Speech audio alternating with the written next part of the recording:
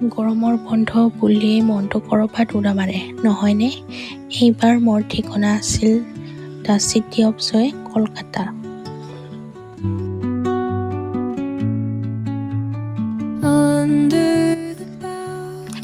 হাওৰা ব্ৰীজৰ বিশালতা আৰু ভিক্টোৰিয়া মেম'ৰিয়েলৰ সেই ঐতিহাসিক সৌন্দৰ্যই সঁচাকৈয়ে মন মোহি পেলালে।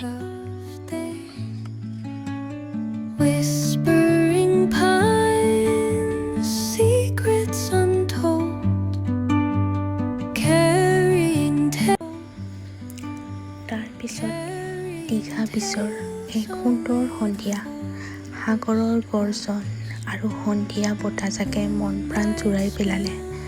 ব্যস্ত জীৱনৰ পৰা অলপ সকাহ পাওক।